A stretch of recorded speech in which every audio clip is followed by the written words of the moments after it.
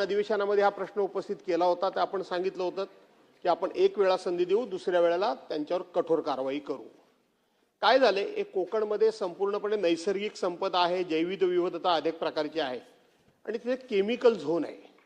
आमचा विरोध नाही. शेवटी लोकांना रोजगार कुठून मिळणार? सातत्याने काही गोष्टींना विरोध केला तर रोजगार कुठून उपलब्ध होणार? आणि म्हणून माझ्या आयुष्यामध्ये मी कधीच विरोध केला नाही. या मतदारसंघाचं मी प्रतिनिधित्व करतो. मी कधीच विरोधात मोर्चा नाही, कोणाला विरोध नाही. पण मंत्री महोदया, सातत्याने इथं असं होतंय की हे प्रदूषित पाणी सोडलं जातंय. आज इथं आपल्याला असं सांगितलं गेलं की 2 नंबरच्या प्रश्नामध्ये हे खरं नाही. माझा प्रश्न काय आहे की या ठिकाणी अशा पद्धतीनं प्रदूषित हे उतरल्यामुळं तिथं उतरलं काय आपण कबूल केलं, पाणी दूषित झालं काय तर नाही सांगितलं. हे आपल्याला अधिकाऱ्यांनी माहिती दिली. ज्या गावामध्ये उतरलं त्या गावामध्ये खेड शहराला पोहोचवणारं पाणी किंवा पुरवणारं पाणी जे बोरज गाव आहे त्याचं धरण आहे. मॅडम मंत्री महोदया, धरण आहे त्या ठिकाणी. आणि म्हणून हे पाणी किंवा हे केमिकल पर्क्युलेट होऊन त्या धरणामध्ये गेलं, हे माझ्या डोळ्यानं मी स्वतःहून बघितलं. 5 वर्षापूर्वी भर उन्हाळ्यामध्ये अशाच पद्धतीने हे केमिकल सोडलं. आम्हाला संपूर्ण धरण खाली करावं लागलं आणि लोकांना पाणी त्या सीझनला टँकरने द्यावं लागलं. हीच कंपनी, ही जी रिव्हरसाइड कंपनी, हिने 3 वर्षापूर्वी गुहागर तालुक्यामध्ये पाबरे गावामध्ये अशाच पद्धतीनं हे केमिकल नेऊन उतरलं, तिथलं पाणी दूषित झालं. 3 वर्षापूर्वी हीच कंपनी. आणि म्हणून आपल्याला जे अधिकाऱ्यांनी सांगितलेली माहिती खरी न मानता मी सांगतो सभागृहाचा सदस्य म्हणून की हे पाणी दूषित झालेलं आहे. या संदर्भामध्ये आता पाऊस आहे म्हणून त्याचा काय फार परिणाम होणार नाही, पण दूषित झालेलं आहे. आणि म्हणून ही वारंवार कंपनी अशा पद्धतीनं जे केमिकल टाकते त्याच्यावर आपण कारवाई करणार का, कायमचं बंद करून? कारण आपण त्यांचं काय करतो, डिपॉझिट फॉरफिट करतो. त्यांनी काहीच होत नाही. ते 5,000 10,000 रुपये फक्त डिपॉझिट असतं, ते पुन्हा भरतात आणि विषय संपवून टाकतात. आणि म्हणून याच्यावर कायमचा आळा बसेल अशा दृष्टीने आपण कठोर कारवाई कराल का? एक.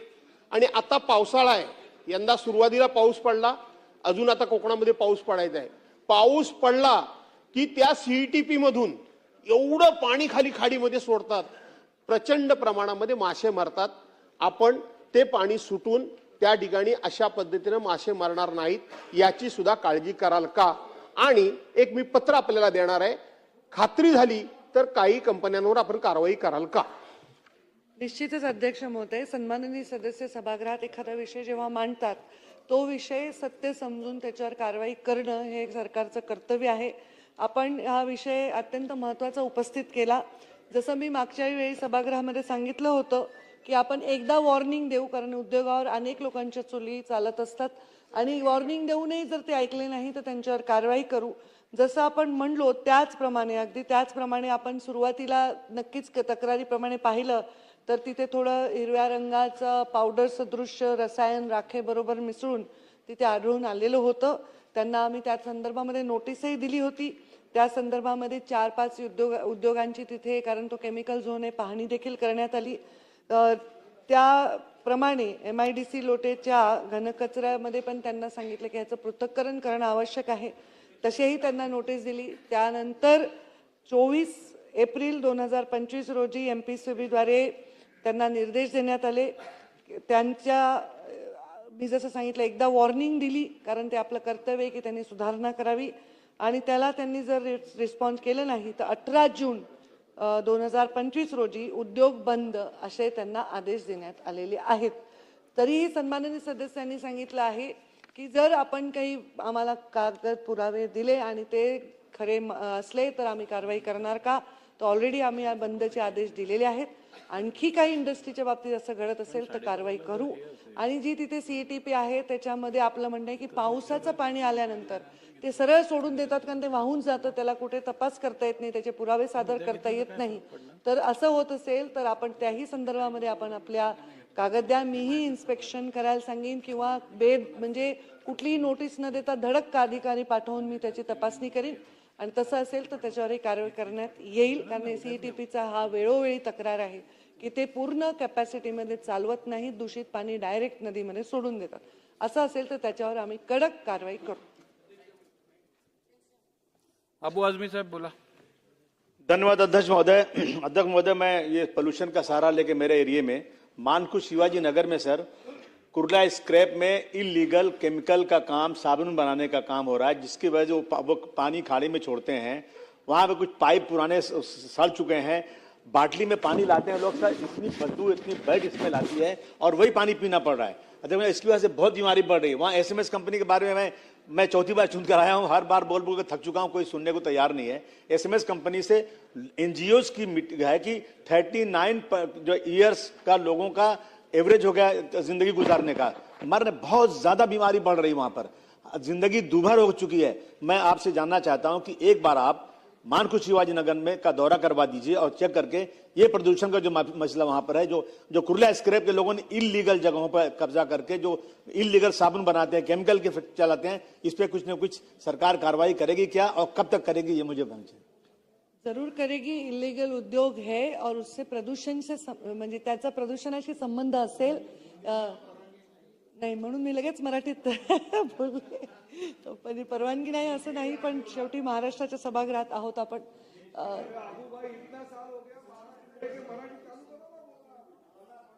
तर त्यांनी इलिगल उद्योगाला परवानगी नाही, तशी आपली तक्रार असेल तर ते बंद करण्यात येईल। आणि शुक्रवारी सन्माननीय अबू आझमी साहेबांनी चर्चा केल्याप्रमाणे शुक्रवारी या संदर्भातली बैठक माझ्या दालनामध्ये मी लावत आहे। त्याला संदर्भात जे कोणी आमदार असतील त्यांनी जर आज सूचना दिली तर त्यांना सुद्धा निमंत्रण देण्यात येईल। शेखर निकम अध्यक्ष महोदय, या अनुषंगाने मतदारसंघातला आहे। माझा एक प्रश्न आहे की काही आमच्याकडच्या कंपन्या आहेत त्यांना ट्रँकरनी हे डिस्पोजल केलं जातं।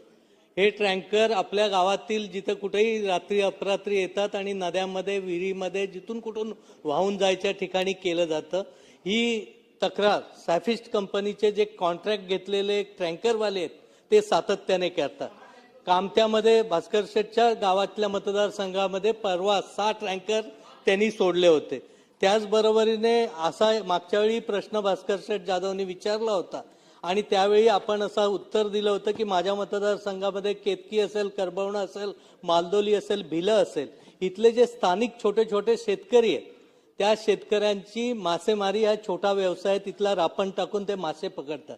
हे पूर्ण पाणी त्या नदी खाडी पात्रात गेल्यामुळे पूर्णपणे मच्छीमारीचा धंदा आमचा बंद होतो। आणि अशा वेळी आपण सांगितलं होतं की ह्या कंपन्यांकडून त्यांना काहीतरी मोबदला देण्याबाबतचा विचार आणि धोरण आम्ही निश्चित करू।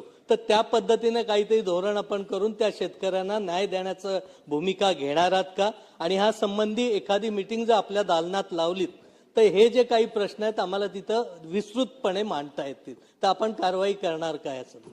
आपल्या संबंधित फॅक्टरीच्या प्रदूषणाविषयी मी आता, कारण स्कोपच्या बाहेरचा जरी विषय असेल तरी मी बैठक लावीन। अशा ठिकाणी आम्ही प्रदूषणाचं रोखण्याचं काम करताना पर्यावरण मंत्री म्हणून त्यांना नोटीस देणे, त्यांच्यावर कारवाई करणे हे मर्यादित माझा विषय। त्यांच्याकडनं त्यांना ऑफिशियली काही देता येतं का ह्याच्याबद्दल कुठलेही अशी धोरण किंवा अधिकार नाहीत, म्हणून मी त्याच्यावर विचार करू असं सांगितलं आहे नक्कीच। पण त्याच्यावर अजून आम्ही कुठल्याही निर्णयावर नाही पोहोचलो, पण आपल्या विषयावर दालनामध्ये बैठक लावण्याची आपण जी विनंती केली आहे तर नक्कीच ती ही बैठक मी लावेन। ज्या दिवशी अबू आझमींच्या विषयाची लावेन त्या दिवशीच आपल्यालाही निमंत्रण देतो। अध्यक्ष महोदय, सन्माननीय भास्कर जाधव यांनी खेड औद्योगिक वसाहतीतील हा प्रश्न जरी विचारला असला तरी देखील पर्यावरणाचा प्रश्न संपूर्ण महाराष्ट्रामध्ये अनेक ठिकाणी भेडसावतो। या सदनामध्ये मला आठवतंय की कुर्ला असेल, मानपूर असेल, मड, मालवणी, दहिसर, बोरवली, ठाणा, कल्याण या सगळ्या भागामध्ये ज्या मोठ्या प्रमाणात MIDC आहे तिकडे अशा पद्धतीचं प्रदूषण होतं आणि त्यावरती कारवाई करण्याची सतत सातत्याने या सदनामध्ये अनेक वेळा सदस्यांनी या ठिकाणी प्रश्न विचारले, लक्षवेधी आणली आणि पर्यावरण खात्याकडनं आपण त्यावेळी कारवाई करतो असं सांगितलं गेलं, परंतु कारवाई होत नाही हे सत्य आहे। आणि म्हणून मंत्री महोदय अतिशय पॉझिटिव्ह उत्तर देत आहेत। मला एवढंच सांगायचं आहे की या सगळ्या गोष्टीवरती नियंत्रण करायचं असेल तर सरकारकडनं एक श्वेतपत्रिका येणं गरजेचं आहे की या महाराष्ट्रामध्ये अशा पद्धतीने प्रदूषित करणारे अशा किती कंपन्या आहेत ज्याच्यावरती सरकारने कारवाई केली आणि किती कंपन्यांवर कारवाई करणार आहे, एकदा या विधानसभेत सदनामार्फत महाराष्ट्राला कळेल, जेणेकरून याच्यावरती कंट्रोल देखील येईल। म्हणून माझी विनंती आहे मंत्री महोदयांना, ही श्वेतपत्रिका आपण काढणार का? आतापर्यंत किती कंपन्यांवर सो मोठो कारवाई केली आणि किती कंपन्यांवर तक्रारीनुसार कारवाई केली याच्याबद्दलची माहिती सभागृहाला अवगत आम्ही करून देऊ शकतो। नक्कीच अधिवेशन संपायच्या आत तशी माहिती मिळेल। मनीषाताई शेवटचा प्रश्न. अध्यक्ष महोदय, सन्माननीय मंत्री महोदय अगदी पॉझिटिव्ह उत्तर देत आहेत, पण मला त्यांना एक स्पेसिफिक प्रश्न विचारायचा 10 मिनिटं आहे झाली. की लोटे औद्योगिक क्षेत्रामध्ये एमपीसीबीने आणि स्थानिक यंत्रणाने सांडपाणी व प्रदूषण नियंत्रणासाठी लावलेले दंड व नोटिसा ह्याची कारवाई केली आहे का आणि सदर कंपनीवर कोणती कारवाई केली, हा माझा पहिला प्रश्न आहे. माझा दुसरा प्रश्न आहे, सन्माननीय मंत्री महोदया, गेल्या वर्षी तारापूर औद्योगिक वसाहतीमधून टँकर डायरेक्ट साखरा धरणामध्ये सोडलेलं होतं, पण ती कारवाई केली, ती कंपनीवर कारवाई नाही केली, जो टँकरवाला आहे त्या ड्रायव्हरवर कारवाई केली. तर अशा ज्या पद्धतीने टँकर धरणामध्ये सोडले जातात त्याच्यावर तुमची प्रदूषण यंत्रणा काय कारवाई करणार, हा माझा दुसरा प्रश्न आहे. आणि तिसरा प्रश्न आहे सन्माननीय मंत्री महोदया की CTP ह्यांच्या मार्फत जोडलेल्या ह्या कंपन्या आहेत का, तिकडे सेंट्रल इफ्लुएंट ट्रीटमेंट प्लांट आहे का लोटे इकडच्या ह्या कंपनीवर, नसेल तर तुम्ही त्याच्यावर कोणती कारवाई करणार, एवढी माझे 3 प्रश्न आहेत. सन्माननीय ज्येष्ठ सदस्या मनीषाताई यांनी प्रश्न विचारला, त्या कंपनीवर कारवाई केली आहे का, तर हो, नक्कीच केली आहे. मी मगाशी सांगितल्याप्रमाणे त्याला बंद करण्याचे आदेश दिलेले आहेत. दुसरा त्यांनी प्रश्न विचारला की हे टँकर जे पाणी धरणामध्ये सोडत आहेत, तर ते टँकरच्या ड्रायव्हरवर कारवाई झाली, तर मला त्याच्यामध्ये तपासायला लागेल. पण मला जे कळतं ज्ञान आहे त्याच्यातून कॉन्ट्रॅक्ट बेसिसवर ह्या कंपन्या काही लोकांना कॉन्ट्रॅक्ट देतात ते टँकर वाहण्याच्या संदर्भामध्ये, आणि ते जर मध्येच कुठे सोडलं तर ती कंपनीवर कारवाई होऊ शकते का, त्या डायरेक्ट ड्रायव्हरवर टँकर होते, तेही मला तपासून पाहावं लागेल. तर ते तपासून मी पाहीन. आणि जे CETP आवश्यक आहे तेवढे CETP नसल्यामुळेच ही परिस्थिती निर्माण होते, आणि तेही असूनही आता सन्माननीय सदस्य भास्कर जाधव यांनी सांगितलं असून सुद्धा ते चालवत नाहीत, तसंच पाणी सोडतात. तर ती परिस्थिती असल्यामुळे आपण ते CETP तिथे आहे तारापूर येथे, पण तो पूर्ण कॅपॅसिटीने चालतो अथवा कसे ह्याच्यावर जास्त लक्ष द्यायची गरज आहे. नक्कीच त्याबद्दल पूर्ण राज्यभरामध्ये जेवढ्या नगरपालिका आहेत त्यांचे सिवेज ट्रीटमेंट प्लांट ते फुल कॅपॅसिटीने चालतात किंवा नाही, ते नाहीच चालत, त्यामुळे ही परिस्थिती निर्माण होते. तर कडक धोरण आम्ही घेतलंय. मध्ये आम्ही एक कोम्बिंग ऑपरेशन करून अनेक लोकांना त्याच्यामध्ये नोटीस बजावण्याचं काम केलेलं आहे. योगेश सागरजी. अध्यक्ष महोदय, माझा अध्यक्ष महोदय धोरणात्मक प्रश्न असा आहे, हे वारंवार घडत आहे. लोटे परशुरामचा विषय आला की आणखीन सन्मान्य सदस्यांनी ज्या ज्या ठिकाणचे प्रश्न उपस्थित केले, हे वारंवार घडणारी घटना आहे. कुठलीही घटना वारंवार घडले त्याचे 2 कारणं असतात भास्करराव. एक तर सजा कमी असते, दंड कमी असतो, आणि दुसरा संगनमत असते. या 2 कारणाशिवाय अध्यक्ष महाराज हे वारंवार घटना घटत नाही. आणि त्यामुळे अध्यक्ष महोदय याची वर्गवारी केली पाहिजे. ज्या ज्या इंडस्ट्री जिथे जिथे लागल्या आहेत, महाराष्ट्र प्रदूषण कंट्रोल बोर्ड जो आहे MPCB यांनी याची वर्गवारी केली पाहिजे. वर्ग अ, ब, क, ड, प्रत्येकाने ड मधनं क, क मधनं ब, ब मधनं अ असा प्रयत्न केला नाही. आणि जो वारंवार अशा पद्धतीमध्ये येतो त्याला 1, 2 आणि तिसरा चान्सला कम्प्लिटली स्टॉप करायची नोटीस अध्यक्ष महोदय कायद्याच्या माध्यमातून करा. तो कारखानाच बंद झाला पाहिजे अध्यक्ष महोदय. त्यामुळे माझा प्रश्न असा आहे की आपण अशा पद्धतीने वर्गवारी अ, ब, क, ड जी काय आपण ठरवणार असाल त्या पोल्युशन कंट्रोल बोर्डच्या अधिकारी असतील, त्याचे जे तज्ज्ञ असतील त्यांची समिती करून ती वर्गवारी करा. अन्यथा अध्यक्ष महोदय तिथपर्यंत ही दंडाची रक्कम आणि हा जी त्याची संगनमत आहे याच्या संदर्भामध्ये अध्यक्ष महोदय आता ह्याच्या संदर्भामधलं काही वेगळं सांगायची गरज नाही. माझी विनंती अशी आहे अध्यक्ष महोदय, मंत्री महोदयांना, आपण याची समिती स्थापन करणार का, एक करणार तर किती दिवसात करणार आणि त्याचा अहवाल किती दिवसात मागवणार, आणि याचा दंडात्मक रक्कम जी आहे किंवा त्यांना ज्या पद्धतीने शिक्षा केली जाते ती आपण वाढवणार आणि कधी वाढवणार. काही आपण सूचना केलेल्या आहेत, त्या सूचनांवर विचार करण्यात येईल. काही प्रश्न आहेत तर त्या प्रश्नाप्रमाणे दंडाची रक्कम वाढवण्याची कारवाई आम्ही नक्कीच करणार आहोत. त्याच्यावर आम्ही अभ्यास करतोय. दुसरी गोष्ट अशी आहे की संगनमत जर असेल, कुठे जर असं वाटतंय की अधिकारी गांभीर्याने घेत नाही, तर अशा ठिकाणी नक्कीच तक्रारीची दखल घेऊन अधिकाऱ्यांवर संगनमत करणाऱ्या आणि त्या कंपनीवर आम्ही नक्कीच कारवाई करू. या स्पेसिफिक कंपनीवर ऑलरेडी कारवाई केलेली आहे. पहिल्याच उत्तरात ते आलेले की त्यांना बंदचे आदेश सुद्धा दिलेले आहेत. तर ती कडक पावलं आम्ही उचलत आहोत. शेवटचा आता 15 मिनिटं झाली आहेत. हो हो आम्हीच बोललो होतो बीएससी मध्ये, मला कल्पना आहे. मंत्री महोदया, या सदनाचे सदस्य सन्मान्य शेखरजी निकम यांनी एक आपल्याला सूचना केली की अशा प्रदूषित सोडलेल्या पाण्यामुळं मच्छीमारी म्हणजे भोई समाज म्हणून जे छोटे छोटे मासेमारी करणारे त्यांचा पूर्णपणे व्यवसाय म्हणजे अडचणीत येतो, आपण त्यांना मदत करणार काय. आपण म्हणालात की अशा पद्धतीने देता येते की मी तपासून, मी फक्त आपल्याला एवढ्या करता आठवण करून द्यायला उभा राहिलो. 2009 ते 14 मत्स्य विकास राज्यमंत्री असताना आपण यांना सरकारतर्फे सानुग्रह अनुदान दिलेलं आहे, हे आपण तपासून बघा. आणि त्याचबरोबर या सीईटीपी कडून आपण त्यांना तिथं आपल्याच म्हणजे आपले मंत्री तिथं असतील, त्यांनी मीटिंग घेऊन त्यांना सुद्धा पर कुटुंब मदत पूर्वी दिलेली आहे. हे दोन्ही पूर्वीचे अनुभव आणि निर्णय तपासून बघून आपण त्यांनी विचारलेल्या प्रश्नाप्रमाणे मदत करणार काय दिलेलं आहे पूर्वी मी जसं सांगितलं की तपासून पाहू, हे मी सकारात्मकच उत्तर दिलेलं आहे. आणि आपल्याकडे जर पूर्वीचा असा एखादा निर्णय असेल तर नक्कीच त्याचा रेफरन्स घेऊन आम्ही सकारात्मक निर्णय करू. माझ्या म्हणण्याचा अर्थ सभागृहामध्ये असा आहे की एखादी कंपनी जर प्रदूषण करत असेल आणि तिच्यामुळे गरीब मच्छीमारांचं, त्याच्यावर उपजीविका करणाऱ्यांचं नुकसान होत असेल तर त्या कंपनीला त्यांना मदत करा असं सांगणं, हे मला तपासून पाहू म्हणण्यामागचं कारण आहे की तुम्ही प्रदूषण करा आणि त्यांना मदत करा असा त्याचा अर्थ नाही लागला पाहिजे. म्हणून मी असं नाही म्हणाले. प्रदूषण नाहीच केलं पाहिजे, पण नुकसान म्हणजे असं जर मी म्हणले तर उद्या कंपनी म्हणेल ठीक आहे आम्ही असं. त्यामुळे मी नियमांना धरून उत्तर दिलं आणि तसं रेफरन्स आपण जो सांगताय तो रेफरन्स मी घेऊन मदत करू. प्रश्न क्रमांक 2. अध्यक्ष महोदय, प्रश्न क्रमांक 7626. कोण आहेत मंत्री, कोण आहेत? छापल्याप्रमाणे.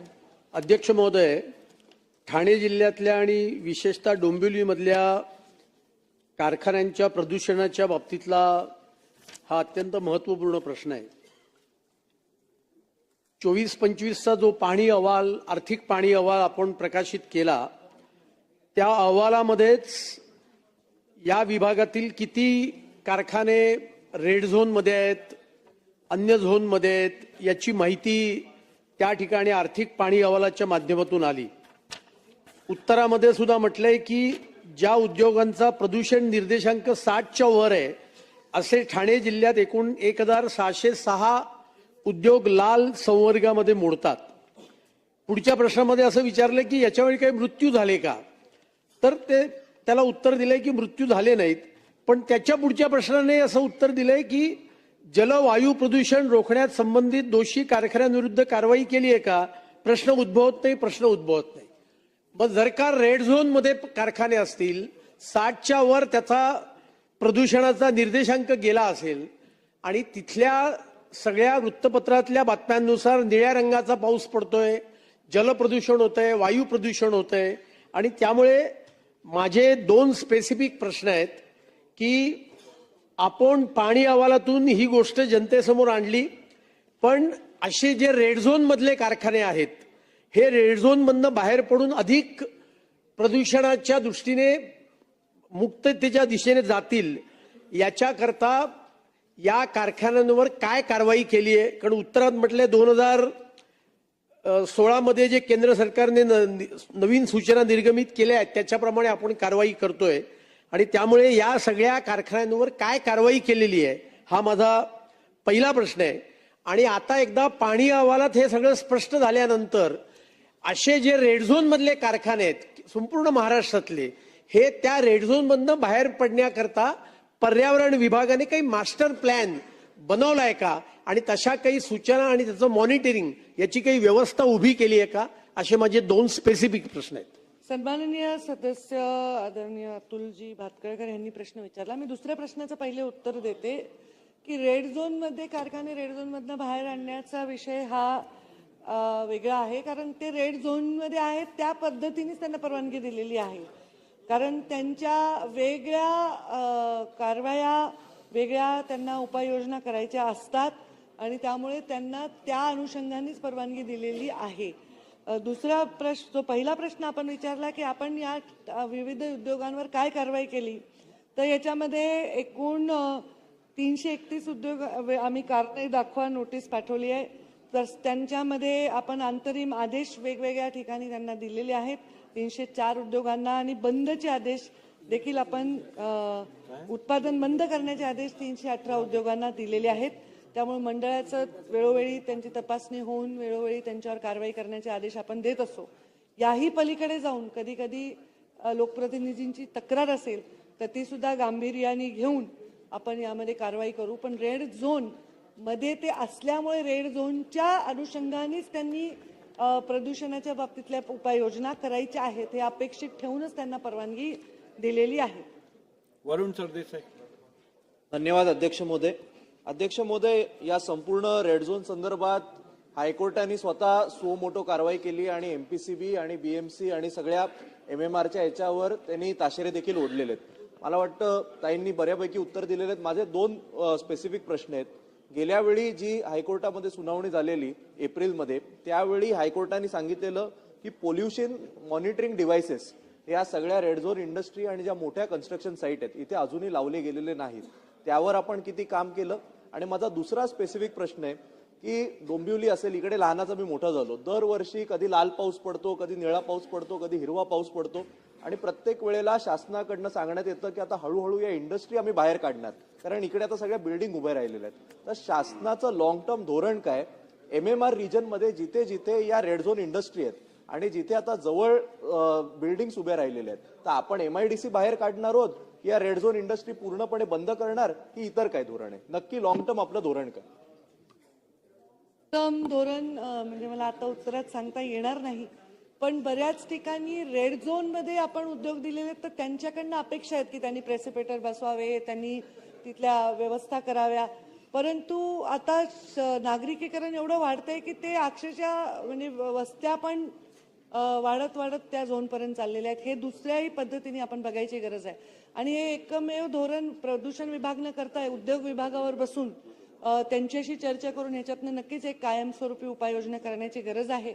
आणि त्यावेळी काही लोकांकडून नक्की आम्ही सूचना मागू. लोकप्रतिनिधी जे ग्रसित आहे या सगळ्या उद्योगाच्या मतदारसंघ आहेत त्यांच्याही सूचना मागू. याला लॉंग टर्म धोरण ठरवायची गरज आहे. पण आता ते धोरण मी काही शब्दात मांडू शकेन अशी परिस्थिती नाही. ते जेव्हा तयार होईल तेव्हा सभागृहाला अवगत करून देते.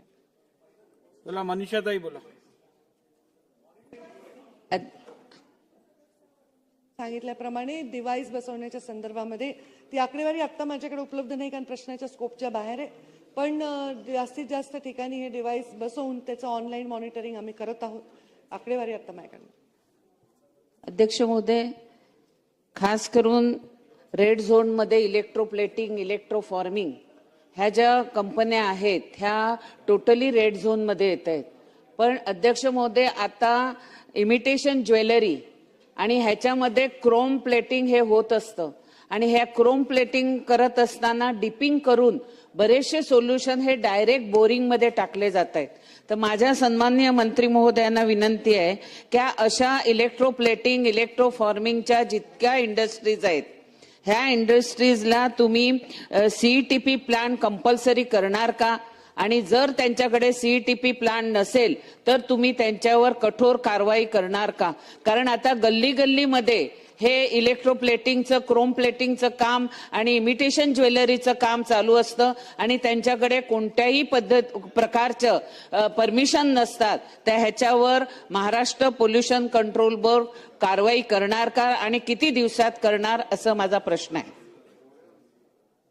कारवाई ही सातत्याने महाराष्ट्र पोल्युशन कंट्रोल बोर्डाची चालू असते. स्पेसिफिकली प्रत्येक उद्योगाचं एफ्लुएंटच्या त्या क्वांटिटीवर अवलंबून आहे की त्याच्यावर काय त्याचं ट्रीटमेंट करायची. तर यामध्ये जर अशा पद्धतीने तिथले कुठलेही ट्रीटमेंट न करता ते टाकत असतील तर नक्कीच त्यांच्यावर कारवाई करू. आपण स्पेसिफिक जर तक्रार केली तर तात्काळ अगदी आमदार महोदयांना अवगत करून आम्ही अधिकारी तिथे पाठवून त्याची स्वतः पाहणी करून त्याच्यावर कारवाई करू. जितेंद्र आव्हाडजी. अध्यक्ष महोदय,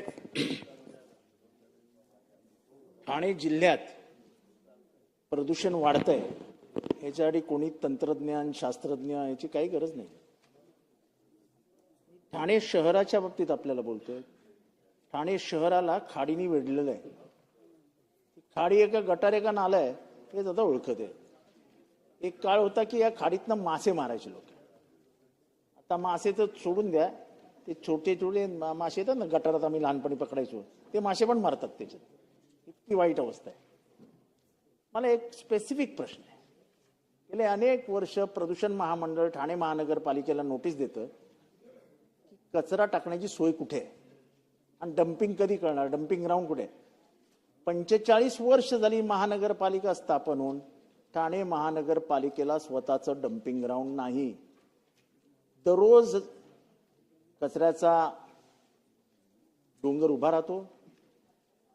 तो डोंगरातला कचरा घ्यायचा, कोणाच्या तरी शेतात टाकायचा, कुठेतरी खाडी किनारीला न्यायचा, तिथे तो टाकायचा. तो सुकला की त्याला आग लावायची. ठाण्यात दर आठवड्याला एकदा बोंबाबोंब असते. मला एक गोष्ट सांगावं, प्रदूषण महामंडळाने एवढं सांगून सुद्धा तुमच्या कारवरती कारवाई करू असं सांगून देखील ठाणे महानगरपालिका काही करणारच नसेल तर आपल्या याच्यावर उत्तर काय? ठाणे महानगरपालिकेच्या अनास्थेमुळे लोकांनी काय प्रदूषणाने मरायचं? छातीचे रोग होत आहेत, लंग्सचे रोग होत आहेत, श्वासोश्वासाला त्रास होतोय, सगळं होतंय. सकाळचा धूर सगळ्यांच्या घरात जातोय, ती दुर्गंधी रात्री घरात जाते. प्रश्न घ्या, आपल्या पुढे जायचं. 27 झालं. ह्याच्यावरती आपलं काय, म्हणजे आपण काही कारवाई करणार आहात की साठे लोट्याचं सरकार म्हणून ते काय म्हणतात तुमचं कोएलिशनचं सरकार आहे ना, त्याच्यामुळे सांभाळण्यासाठी लोकांचा जीव गेला तरी चालेल अशी काही पद्धती आहे की आपण खरंच ह्याच्यावर कारवाई करणार आहात? प्रदूषणावरती प्रश्न आहे म्हणून आपल्याला गांभीर्याने विचारतोय. सन्माननीय सदस्य जितेंद्रजी आव्हाड यांनी जो प्रश्न उपस्थित केला आहे त्याची व्याप्ती खूप मोठी आहे. खरं आहे की प्रदूषण हे फक्त उद्योगांमुळे नाही, महानगरपालिकेमधल्या कचरा व्यवस्थापन हा फार मोठा विषय आहे. पण त्याच्यामध्ये आमचा रोल फार सीमित आहे.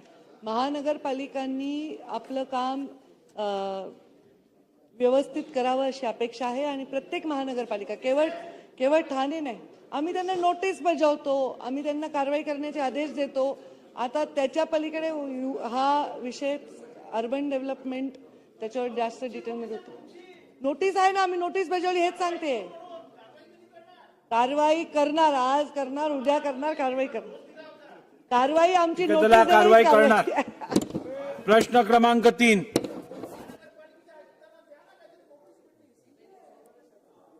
अध्यक्ष